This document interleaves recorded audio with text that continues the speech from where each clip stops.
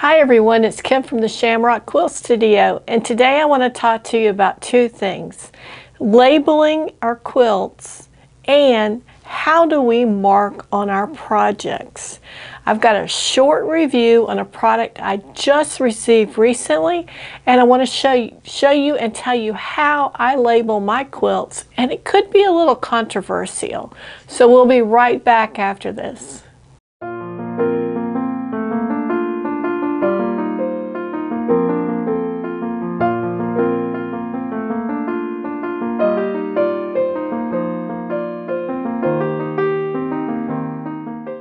And welcome back to the Shamrock Quilt Studio.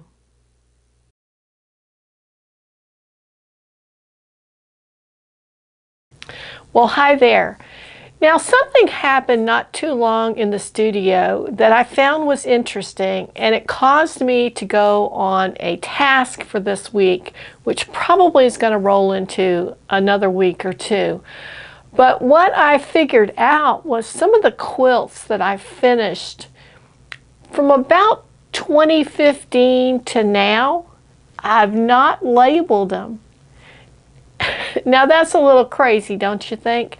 I know I did one that was, I've done another show on it's my favorite scrappy quilt, and that one did get labeled, but something happened right after that. I think I changed jobs and I was doing a few more quilts and having a little bit of an issue with some of the things I was hand quilting were taking much longer, and I think by the time I finished with them it was more like, whew, I'm glad I'm done, and I never labeled them. So let's talk about that first. Now, I see a lot of people use different kinds of quilt labels, and there's all kinds of examples. There are little fabric labels that you can sew into a seam. They're really small and they're pre-printed or created in a non-quilting type manner, and those are put in kind of like a care label in a purchased garment. And then there are big labels that give you a lot of information about the quilt: who designed it, who sewed it, who quilted it, what the location was, and maybe even a pattern name. And usually those are pretty good size, and you might put them on the back of the quilt.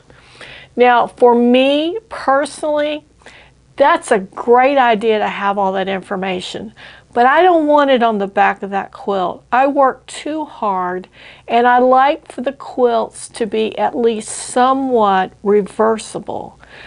Not necessarily that they have a piece design or printed design on them, but just simply the fact that you could turn them over and use the other side of the quilt. Maybe if you were changing the way your room looked, or if you wanted to use more than one quilt at a time, you could do that. So I personally don't care for those on the quilt.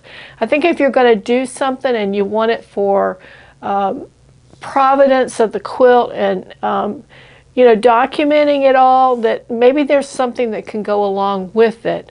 Or I was just thinking the other day, what if there's a pocket on the back of the quilt where you could tuck that information in? Good ideas to think about so that you can share that information. My favorite kind of label is something really simple. And I just finished labeling this quilt. This is Cherry Rose, and we just had this on for a trunk show. I don't know if you recall that or not. If you didn't see it, go back and look in the playlist or back a few weeks, and you should be able to see the description of this. Now, my favorite way to do this, and I hope you're going to be able to see, let me see if we can get this other camera a little bit closer. Okay, perhaps that will help. I usually try to use a thread that is a little bit different color than the background, but close enough in color that if you had it hanging, it wouldn't jump out at you. And here's one that I just did yesterday. And what I like to do is just put my initials on it and the year that it was finished. If it were a gift for someone and I wanted to document that, I have done that before, and if I can find the picture, I'll put it up so you can see. But it's just a subtle labeling that indicates who did it and when it was done. So that's this one, and this is kind of a silvery gray on the back of this quilt. Now, I'll come back and talk to you about this marking pen in just a moment. Here's the next one that I have. Let's see if we get this one in the shot here. Now this one I've done exactly the same thing. I just use a little bit darker thread which coordinates with the front of this. It's just a little subtle thing. Now this is not a bed size quilt. This is a lap or sofa size quilt. So it's unlikely that it would be displayed, but again, it's there. Now this particular quilt, it looks like it has a separate piece here for the label. That piece was already on this quilt. This is an oopsie quilt. When I went to trim this quilt, this particular side I trimmed too short, and I trimmed the backing of this quilt and the front of this quilt after it was quilted. So instead of making it smaller, I just put a little patch in the same material over it to cover up the cut mark, and I use that patch as the label.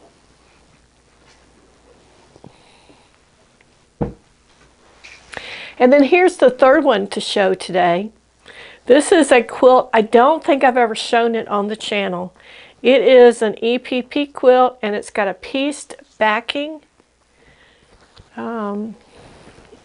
It's in some blues and beiges and lots of patterns. And this one is labeled exactly the same way. This one gets a lot of wear. And you can see I've got my initials and the year here that it was completed. Now, on the first one, you may have noticed that it had just a little bit of blue behind it. And this one, you can see it has a good bit of blue behind it. The way that I create those letters is use some kind of disappearing marking pen.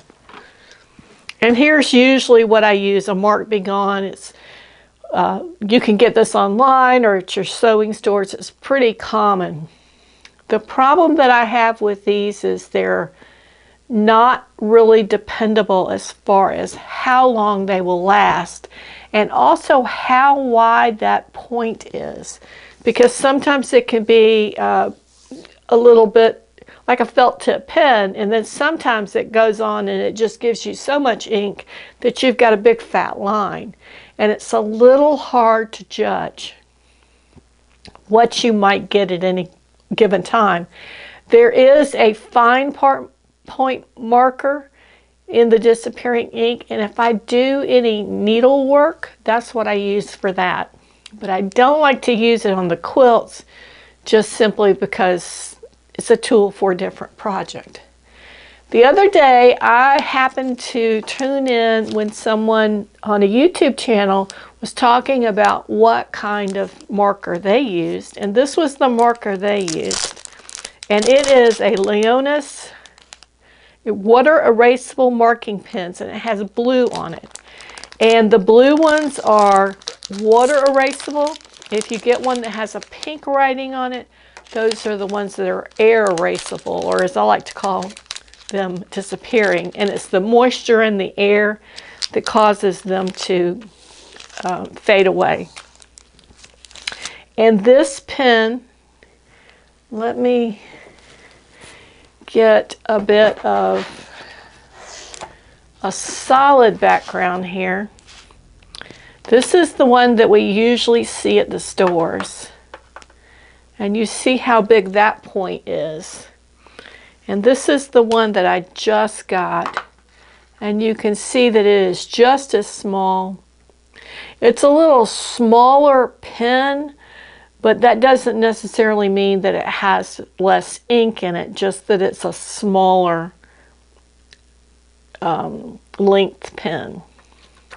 And I had really good luck with these.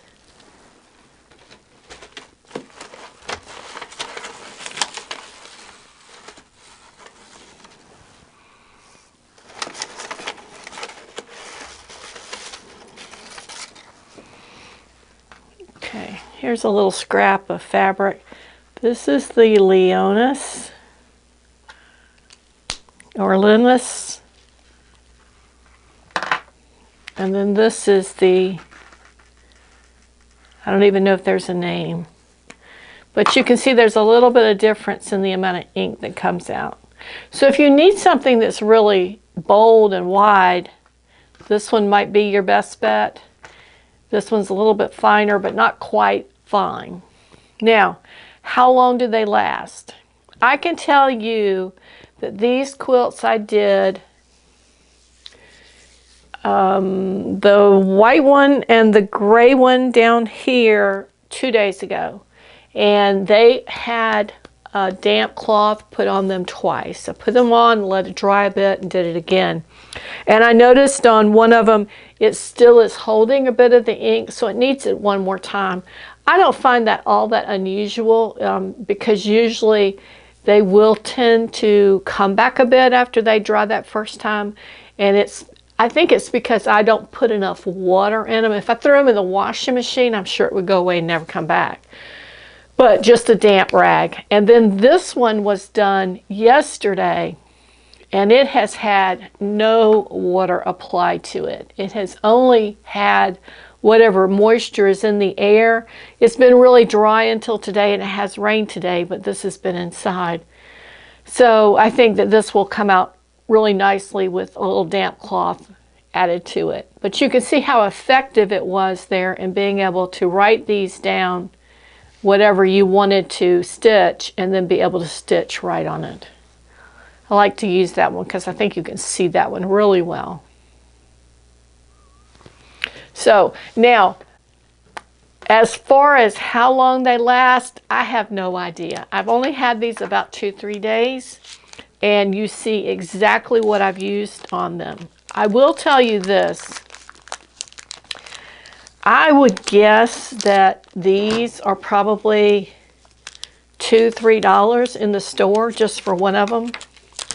I got this whole package of 10 pens in a little plastic bag, not a case, but a little plastic bag, which in some ways helps because you can close it back up and it keeps it a bit dry. The whole thing was $10 from Amazon. So as far as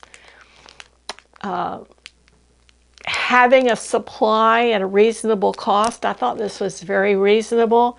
And because you would probably only use one at a time, the others will stay sealed up with their caps on them, and they're in the bag.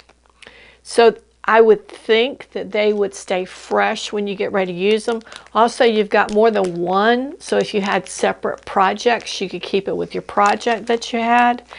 And I'll tell you, I did think about earlier today whether I wanted to put this in another bag or whether I even wanted to take a couple out and then vacuum seal a bag for this.